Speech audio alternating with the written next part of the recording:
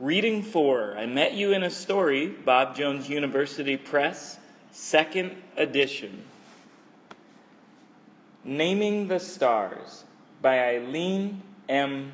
Berry.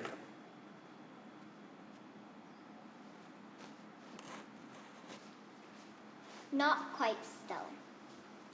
Joel sat on the back steps watching Gramps stroll up the road from the pond.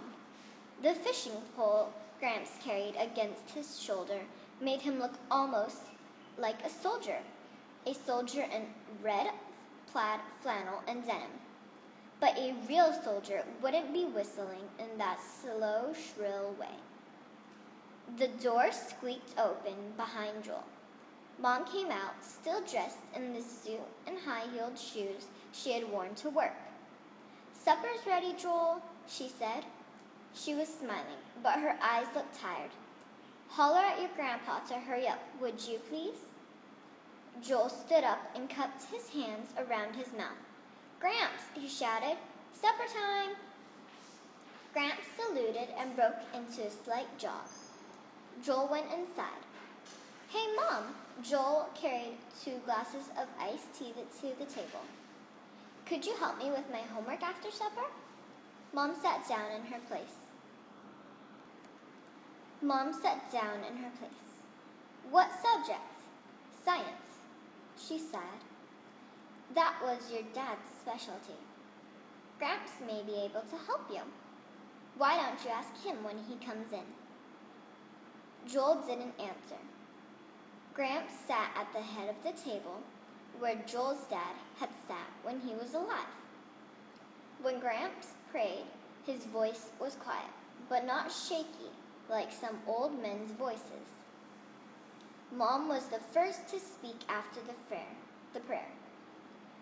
"Were the fish biting tonight, Dad?" "Just the little ones," Gramps said. "No big bass tonight." He winked at Joel. "One of these days, I'm going to convince this grandson of mine to come with me." "Fishing's kind of slow," said Joel. He kept his eyes on his plate. "I'd rather play basketball." Mom's laugh sounded nervous. "Joel's never been much of a fisherman, Dad." Even when Tom was alive, Joel didn't go down to the pond with him much either. Gramps smiled. "Fishing does take some patience," he said. "Joel's right, but there are a few things about it that you couldn't get playing basketball, like the look of the sunset in the water, and the bullfrogs and the crickets trying to outdo each other with their racket." "Pass the potatoes, please," Gramps said Joel. Mom leaned forward a little. "Dad," she said, "Joel needs some help with his homework tonight. It's science. I was wondering if you'd look at it." "Be glad to. I'm afraid I wasn't much help last time with that computer stuff." "It's not computers this time, Gramps," said Joel. "It's stars." "Stars?" Gramps put down his fork and smiled across at Mom. "Well, now, we'll see what we can do." After supper, Joel helped Mom with the dishes, while Gramps went outside to put away his fishing tackle. Mom handed slippery wet plates to Joel, one by one. For a while, the only sound was the gentle sloshing of the soapy water and the clink of the plates as Joel stacked them in the cupboard. "Speaking of stars, Joel," Mom said finally. She paused with a glass in her hand and looked Joel in the eye. "Your behavior toward your grandpa is not what I'd call stellar." Joel stared at the soap bubbles inside the glass. He knew that stellar was one of Mom's favorite words to describe the brightest and the best things. Mom turned her attention back to the glass and the dishcloth, but she kept talking to Joel. "Just the fact that Gramps is much older than you is reason enough for you to treat him with kindness and respect. But there's even more reason. Your grandpa gave up his home in town to come out here and live with us. He did it for us, not for himself. He was perfectly happy on his own. He doesn't have to stay here, and if your unloving attitude toward him continues, he certainly won't want to. Joel dried the glass Mom handed him without looking at her. He put it in the cupboard.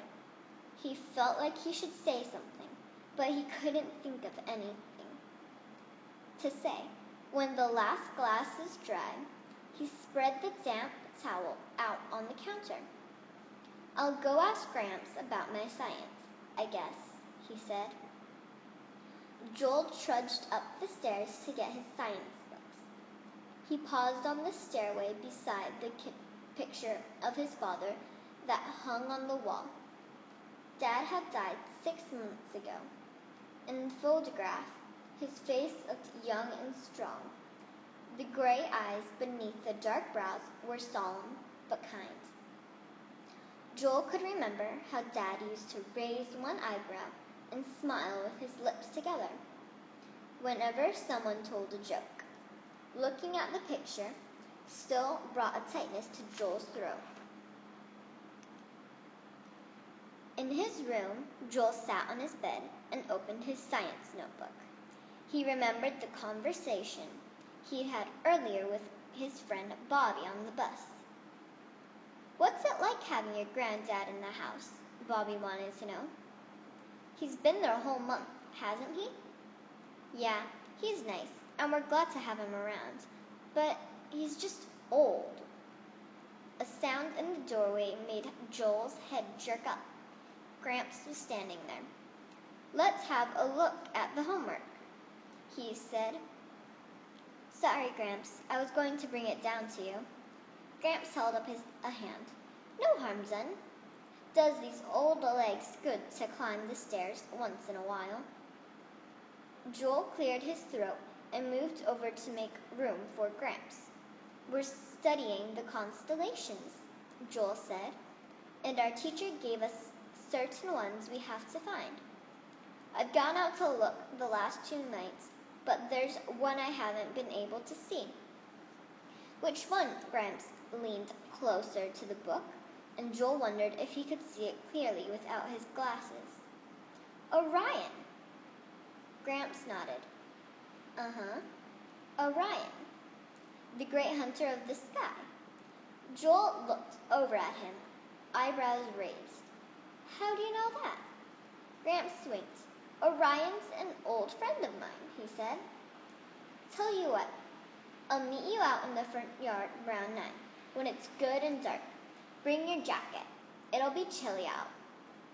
Without another word, Gramps squeezed Joel's shoulder, stood up, and left the room. Gramps sat in the chair and read the newspaper, as usual that evening.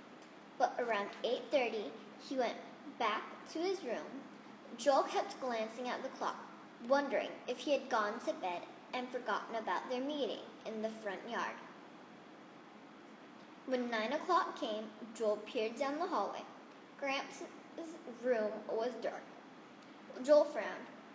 He grabbed his jacket and let himself out the front door. The porch light gleamed. 2 long shadows stretched across the lawn. One was a man's, the other was oddly shaped and seemed to have very long, thin legs. "Gramps?" Joel called softly. "Out here, Joel." Gramps' voice came from the dim lawn. "Turn off that porch light and come on out." Joel flipped the switch and the shadows disappeared. He stumbled toward the faint outline of Gramps. "What are you doing, Gramps? What's that thing?" "This," Gramps said, "is a telescope." Joel realized the long, thin legs he had seen were part of the telescope's wooden stand. "Gramps!" he almost shouted. "I didn't know you had one of these." Gramps backed away from the eyepiece in the darkness. Joel could tell he was grinning. "I have some tricks up my sleeve," he said. "During my Navy days, I learned celestial navigation." "What's that?" "Telling your ship's position by the stars." I got so interested in the stars that when I left the Navy, I bought a telescope. It's an oldie, but a goodie. He put an arm around Joel's shoulder, drawing him up to the telescope. Look right through here, he said. I got it pointing toward our friend Orion. Gramps showed Joel how to move and focus the telescope. Do you see the 3 stars lined up in a row, he asked. That's the belt around Orion's waist. I see it now. Whoa, Gramps, the stars look so much bigger through this thing. Bigger and brighter, said Gramps, and this telescope really isn't that powerful compared to some. Joel was quiet, thinking how many thousands of stars those little pinpoints of light represented. Just up from the belt and a little to the left is Beltages, said Gramps. Our teachers talked about that star, Joel said. It's a big one, isn't it? A supergiant, to be exact. Gramps chuckled. Hundreds of times bigger than our sun. No kidding, Joel whistled. It doesn't seem that big.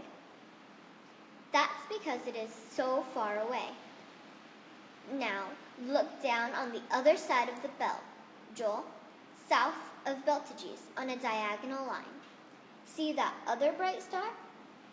I think so. Is that another supergiant? You better believe it. That's Rigel, one of the brightest stars known to man. How do you learn so much about the stars, Gramps? Gramps rubbed his chin. Well, Joel, I've had a few more years to study them than you have. The silence of the night settled around them for a few moments.